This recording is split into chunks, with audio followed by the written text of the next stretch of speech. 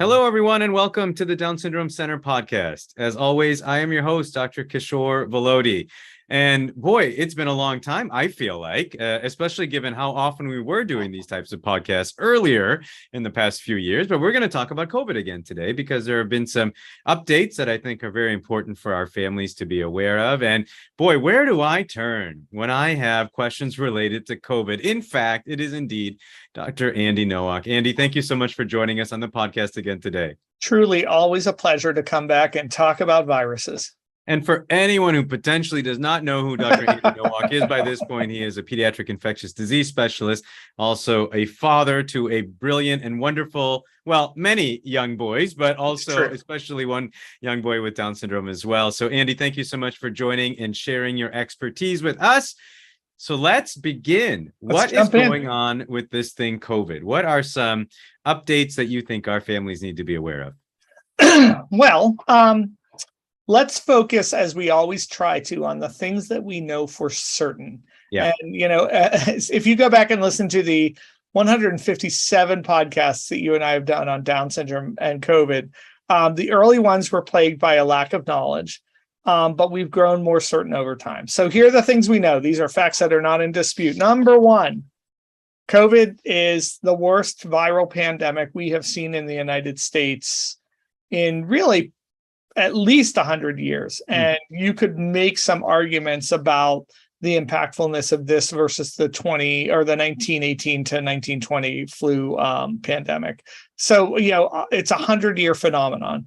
Number two, it has been very severe in children. You will hear in the news, even now, people poo-pooing the severity of COVID in children. And I just want to point out again, as I always do, that if you look at the data, we think somewhere between 1,800 and 2,000 children under the age of 18 have died from COVID since the beginning of this pandemic. It is by far and away the number one infectious killer of children in the United States.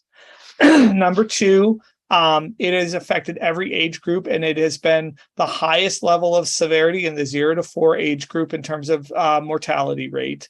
And if you look at the data reported just from July and August, which is the most recent data on the CDC, you will see pediatric deaths happening in all age groups in all weeks. So I just want to continue to point out the myth of pediatric COVID is not severe is a myth. Just to give you a measuring point, as I have over and over again, a horrific flu season for us would be 200 pediatric deaths. And we're talking about 2,000 COVID deaths over a 2-year period. So it's 5 times worse than the worst flu outbreak we could imagine. So this has killed a lot of children. And the other thing we know is our loved ones with Down syndrome are more susceptible to severe disease and death with COVID than people without Down syndrome when you control for a lot of their comorbidities. There's still stuff to be worked out in that data, particularly as you and I have talked about a bunch of times, long-term care facilities. But when you look at the severe impact on people with Down syndrome, it's pretty clear that we should all be invested at keeping our family members, our sons and daughters, our brothers and sisters, our aunts and uncles with Down syndrome safe from this virus as much as we can. So does that include kids with Down syndrome? I don't know if we have data to talk about yet about as we're talking about this severe illness or potential for severe illness in children in general, including leading to death, as you've just been outlining for us. Does that include in children with Down syndrome being at a higher risk as well? I mean, we don't have as good of data on that. Okay. Mostly because, the strongest predictor of bad disease with COVID remains age. Yeah. The older you are, the worse you do. Some comorbidities are impactful, but age is probably the biggest predictor. That having been said, you and I both know of very severe local cases of children with Down syndrome getting very ill. And if I were to pick out 2 big risk factors that I have seen as an ID doctor, the first one would be immune suppression. And the second one would be Down syndrome. And so, sometimes there's even crossover because a number of our kids have inflammatory conditions and get immune suppressed. So, pediatric COVID, again, less common that there are deaths there. There have been literally hundreds of thousands of deaths in adults, particularly over the age of 65. So that may make you dismiss 2,000 pediatric deaths. But how can you dismiss one pediatric death? That's always my point to folks along the way. Any child who dies is a tragedy. And so kids with Down syndrome have been getting severe disease with this as well. And the older a child with Down syndrome is, when they become a young adult with Down syndrome or a middle-aged person with Down syndrome, their risk climbs. But remember, that risk is modified and multiplied by the fact that they have Down syndrome. So as we see these numbers and we're looking at like numbers of infections, I think we talked about it on the last podcast we did together, where we're probably grossly underestimating the number of people with COVID at this time for a variety of reasons. Do we have any reasons for hope? We're still talking about Omicron, right? We haven't talked about the next Greek letter of the alphabet. It seems like overall trends seem to be improving. What do you see as an ID doc in terms of, are we reaching the end of the pandemic phase? So it depends on what you defend and what you define an end as. When you look at our case numbers, particularly in the last 12 months, we had a wave of Delta. If you guys remember, going all the way back to Delta last fall, we had this wave of Delta in the late summer and fall. And then just when we thought we were getting over that, Omicron came in, said, hold my beer, and then produced the most massive case counts that we had ever seen.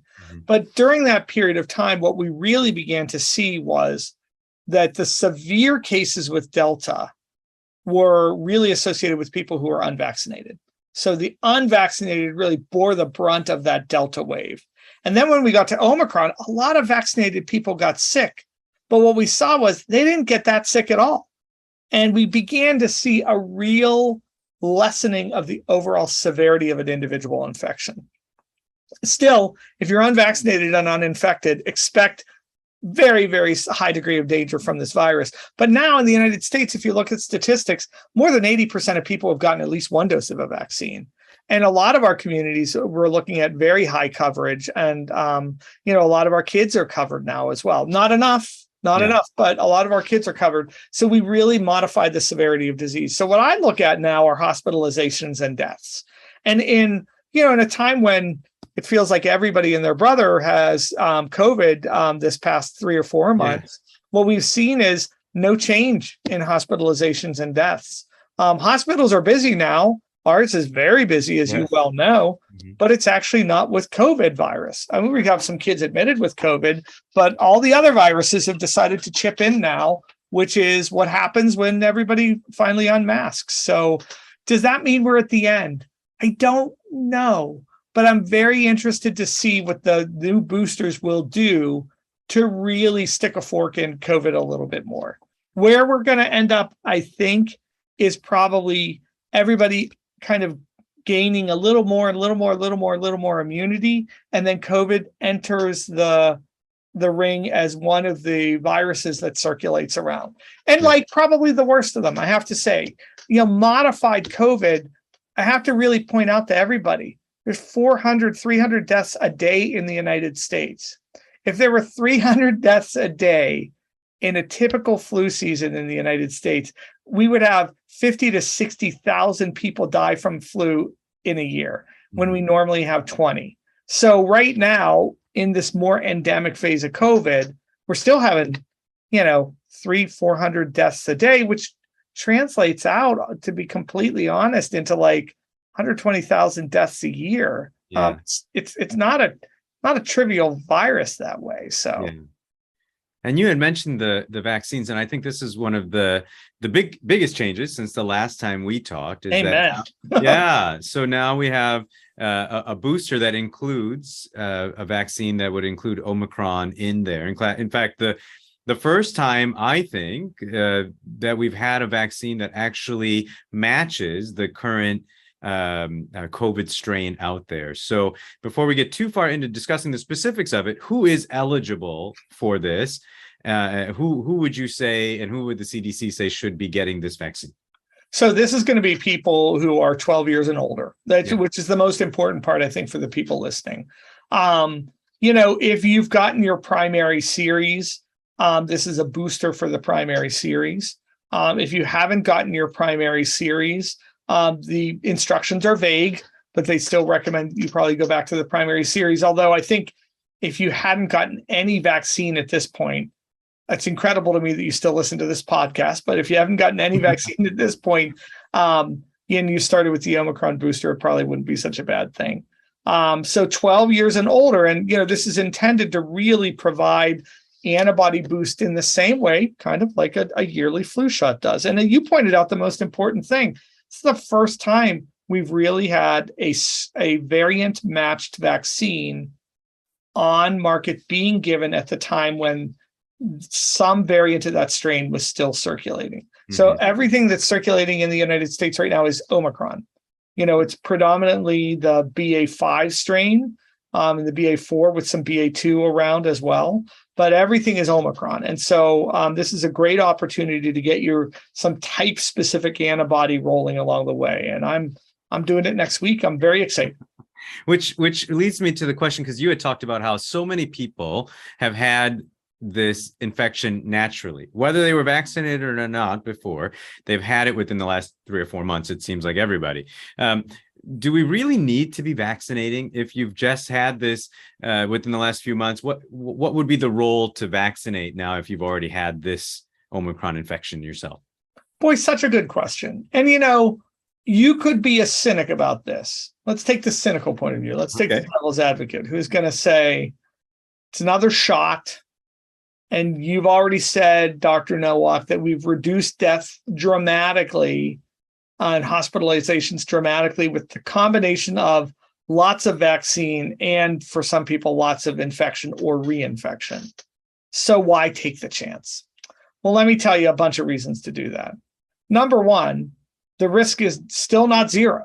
So if you have anyone in your life who's at particular risk of COVID, so grandma, grandpa, Auntie Jane on immune suppression, or Uncle John who has Down syndrome, their risk has not disappeared. It's lessened, but it hasn't disappeared. 400 deaths a day in the United States. Let me emphasize that again. 400 deaths a day is about 150,000 people dying from one thing a year in the United States. 1 million people have died. This is a serious infection to the point where it's the most serious and lethal infection in the United States still, even with it having been modified and tempered significantly. So right off the bat, you want to protect yourself against that as well as you can. And we know that when you boost someone, if they're previously vaccinated, they make excellent new antibody.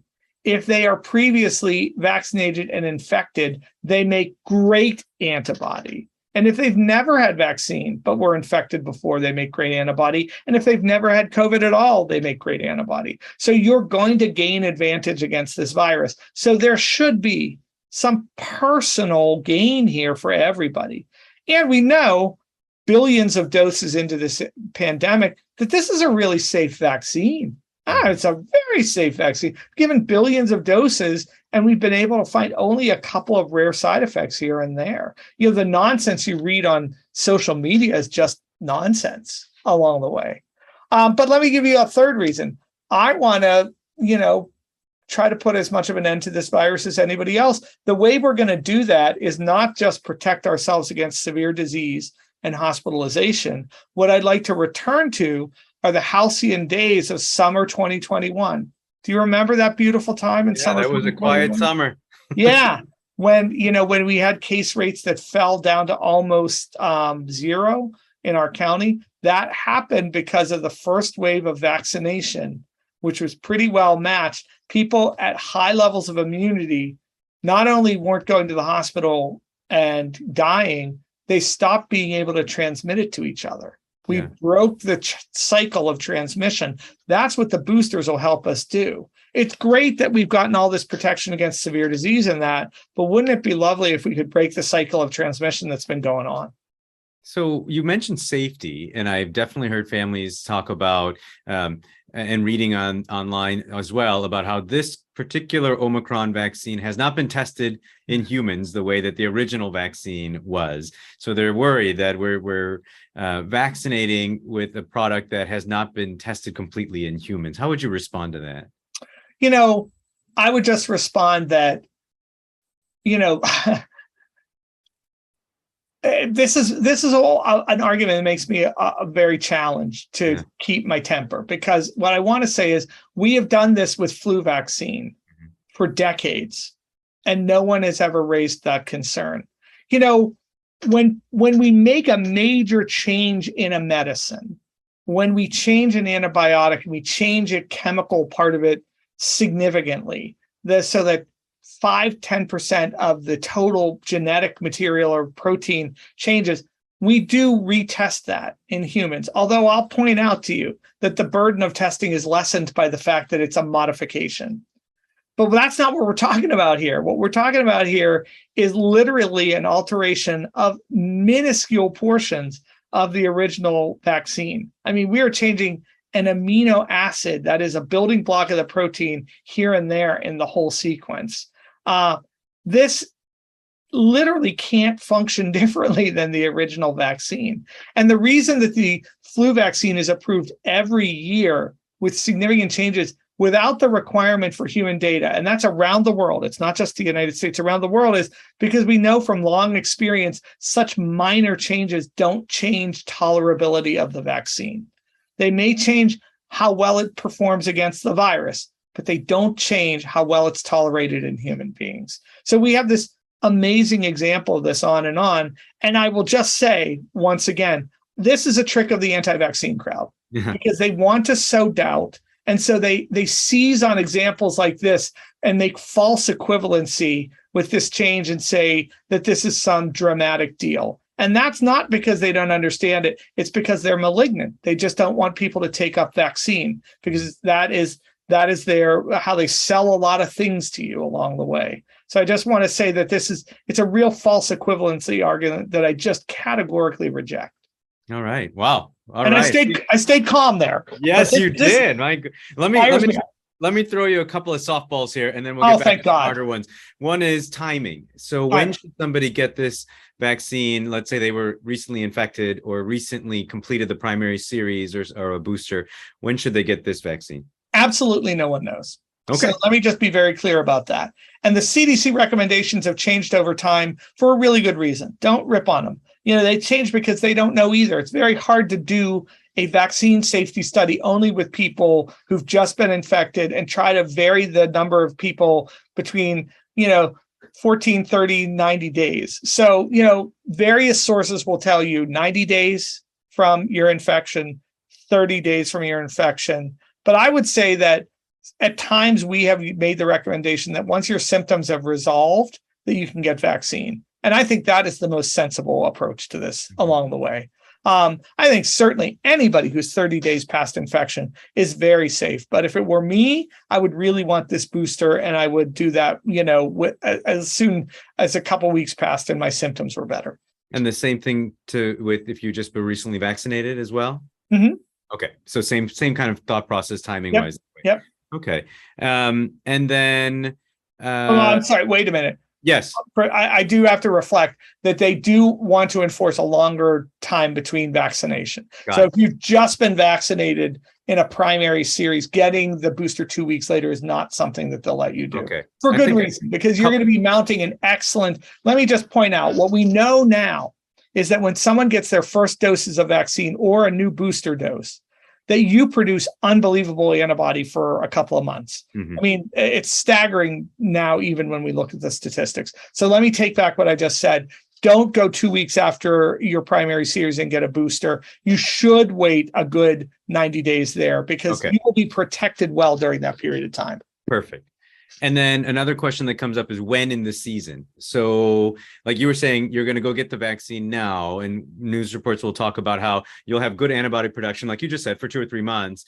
But what if we're still in the midst of a more major outbreak, let's say January, February, all those antibodies might be gone by then. So people are talking about waiting. What do you think about that? Well, then you are a person who can predict the future, and I can't predict the future. So what I want to do is protect myself against the threat now. So you described a really good rationale for why someone might say, could we wait a little bit?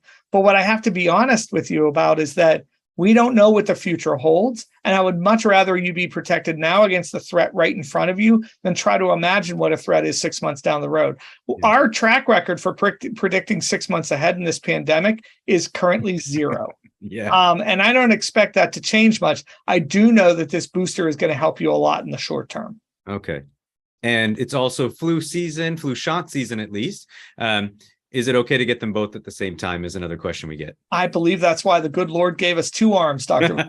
Okay. One for each. Yes, they are very safe. This has been looked at before. Simultaneous vaccination is very safe. Okay. Now, back to a harder question here. Sure. I have had a lot of patients come through, particularly those 6 months to 5 years of age. And the parents have said, I'm not going to vaccinate. This is a illness that we have seen a lot of younger kids get. We're not worried. They hear this podcast, they hear what you're saying, but they say, my little 8-month-old, chubby, happy 8-month-old, I'm not going to vaccinate them because of the mild rates or mild illness in children. How would you respond beyond what you've said now in terms of statistics? Specifically to Down syndrome, would you respond any differently? I would ask you in this age range, 6 months to 5 years. I guess I would. I already made the point that we got 400 deaths under the age of 4 in children. Mm-hmm. So to say that this has been really mild in children is a misnomer. Yeah. There have been a lot of pediatric deaths in this age group. Yeah. 400 deaths in the 0 to 4 range is like 2 horrible flu seasons for all kids. Yeah, equivalently. But what I would say to these parents is I would pull up a chair and I would sit down, I'd look them in the eye and say, I know that the parents in our community do everything they can to keep their kids safe. They are careful about their early intervention placements. They are careful about getting them PT. They cover up plugs in the home. They try to feed them good food. They try to keep them away from relatives who are sick. They do everything they can to keep them safe. This isn't any different. And the worst time to choose to put your seatbelt on is after somebody broadsided your car and you flew through the windshield. And, car accidents happen rarely, but we still put our seatbelts on because we want to be protected should something awful happen. That's what we should all want for our children too. And knowing that kids with Down syndrome are at an increased risk for severe disease in the same way everybody else with Down syndrome is. We've known that for decades, as you and I have talked about before. We've known that RSV and influenza and other respiratory viruses are particularly severe in our population. Why wouldn't you choose to protect your child? This is a very, very safe vaccine, and this will protect your child from something bad that could happen to them. We do that almost without thinking all the time. This is no different. Okay. So 6 months and older, you're hearing it here on the podcast. Go get vaccinated. Please. Yes, it is for yourself, for your children, for your family, for your people you encounter along the way. This is going to be the way that we can get out of this pandemic. We feel like we've been saying that ever since vaccine came out. But Andy, I just want to make sure we highlight it because we always get messages at the center saying, are you sure for kids with Down syndrome? So we're saying, yes, we're sure. Okay. Yeah. I mean, this pandemic is getting better. It is. Yes. There's no two ways about it. Yeah. And the fact that we can go outside and be with each other is a good thing. Yeah. But we still have work to do. And this is part of that work. And we still need to protect ourselves and our loved ones. And this is how we do it. Awesome. Okay. Last question I want to ask you today, and I appreciate your time answering these. This one harkens back almost to the beginning of pandemic, but I would assume that your answer would be a little bit different than it was way back then, which is school safety concerns. Is it okay to send my child with Down syndrome and you add anything on top of that, with a cardiac issue, with an endocrine issue, whatever, on top of that, is it okay for them to be at school because the school is not mandating masking at this time? Yeah, I always feel bad about this one because when nobody's masking, your child's going to be at risk. But, we got through the part of this pandemic that we needed to with masks. which was the early part when there were no vaccines and things were very dangerous. You know, I think that, is there going to be risk for your child if they go to school? There is, certainly. But the things that they get at school in terms of socialization and interaction are very vital for them as well. Mm-hmm. And so we're trying to counterbalance those two things. If you made your kid mask at school, would I criticize you? No, I wouldn't. I mean, that's your own choice. You know, they're going to get COVID at school, but now they're probably as likely, if hopefully in the near future, more likely to get other viruses too. So, you know, we take that risk. And, you know, I know that COVID has really highlighted those risks for parents, and it has made some parents really frightened, and I feel for them. Yeah. But I think that when you look at the balance sheet now, especially with where we are, and you've taken advantage of what you can to protect your child, especially vaccination, and maybe trying to promote vaccine in your community, I think you can make a good argument that the right place for your child is school. Awesome. Yes. So go out, get your children vaccinated, and their risks of significant or serious illness will be dropped dramatically. So that would be a great thing to be doing here in the coming weeks. Well, Dr. Nowalk, thank you so much once again for sharing your knowledge with us and your passion for our community, but also for infectious diseases in general.